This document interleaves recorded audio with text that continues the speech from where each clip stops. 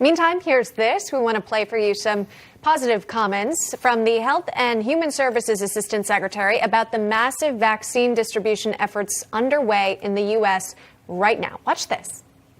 Well, we are clearly on schedule. 20 million vaccinations distributed by the first week in January. We expect another 30 million in January, another 50 million in February. And with the current contracts, even with just the vaccines we have right now, we still expect that any American who wants a vaccine can be vaccinated by June.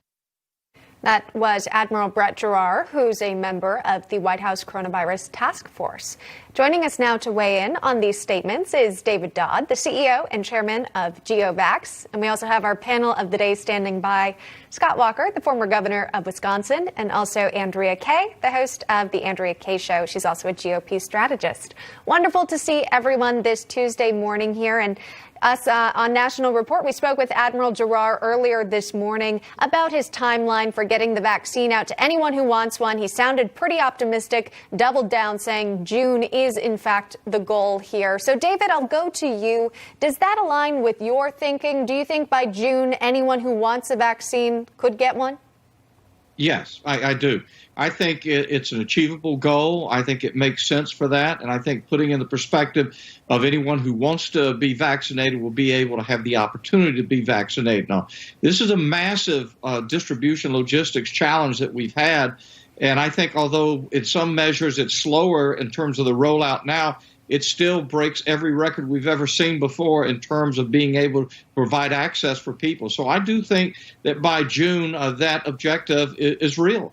Of course, you've got the Pfizer and Moderna vaccine to choose from and potentially a few more down the line that could help increase distribution efforts. But right now, as we speak, the vaccine, it's not widely available. And there has been some debate over who should be prioritized to receive the vaccine right now. Massachusetts Congresswoman Ayanna Pressley had said that she believes prison inmates as well as healthcare workers and essential workers should be prioritized. We've also seen relatively young congressmen and women who appear healthy and not at risk take the vaccine. Governor Walker, I'll go to you on this one. Who do you believe should be vaccinated right now, considering we don't have enough for everyone? Right. Well, it should be anyone at risk. So healthcare professionals, particularly those in the front lines, and then it should be people at high risk, people in nursing homes, others who've got compromised immune systems. Those should be the highest priorities. But I should just step back for one moment and say this is a modern day miracle. Remember, just months ago, national outlets like NBC News were fact checking President Trump, saying there's no way it would actually take a miracle for a vaccine to be available by the end of the year. They don't seem to be backtracking on that, even though the facts are clear that because of the president and vice president's work and their team on Operation Warp Speed and the incredible scientists and experts who did this, we now have the vaccine. We had it even before the start of Christmas, and people here and around the world are benefiting from that. But until it gets out in mass, we've got to make sure the people who are the most vulnerable are the people who get it first and foremost, healthcare workers and seniors in particular. And David, I'll do a follow-up question for you, because perhaps you would know best here. If you've recently had the coronavirus and shown symptoms and then recovered from it, where would you sort of fall in the lineup for receiving the COVID-19 vaccine? Well, first of all, I'm not a physician, so I'm going just by what I've read. But I believe one has to be evaluated to make sure that you're past the point that you won't stimulate any type of immune response that you don't want to have occur. But what the governor said just then, I would underscore and say that the greatest public health achievement in the history of the world that most of us consider has been the development of this COVID-19 vaccine in less than 10 months. I mean, no one would have ever expected that. There's never been anything that comes close to that. And regardless of our political viewpoints, it would not have occurred if not for one individual, and that's President Donald Trump. I mean, that's the only way. The leadership provided there, orchestrated to get it done, has brought this to where it is today. And there's nothing that can compare to this in the history of medicine.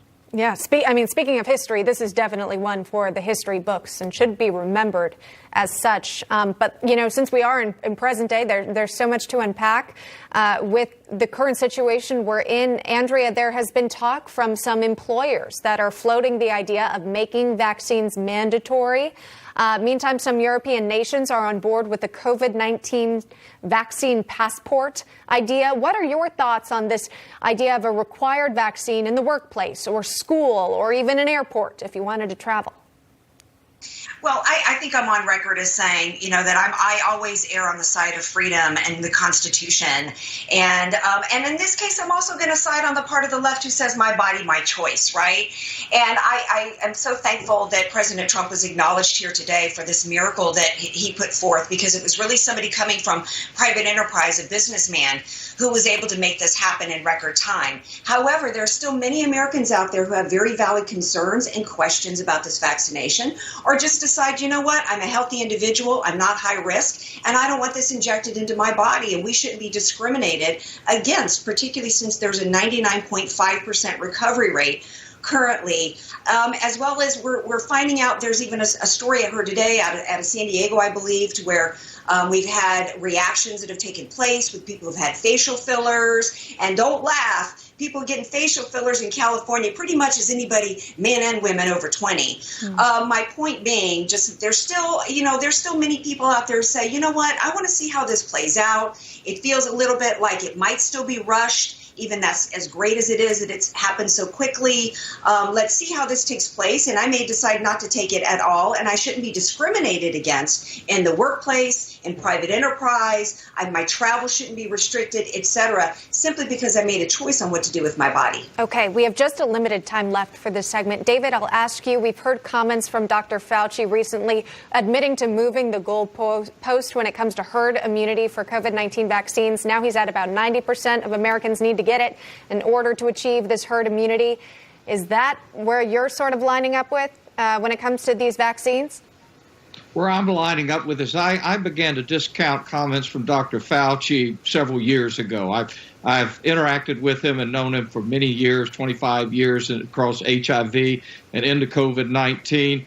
And I think that what we ought to do is just pay attention now to where the vaccines are, forget some of these pronouncements that we're hearing from people that are supposed to be our public health leaders who have been consistently wrong for decades, and instead focus, as the Congresswoman just said, on getting distribution, making sure that those in need are the first ones to receive it.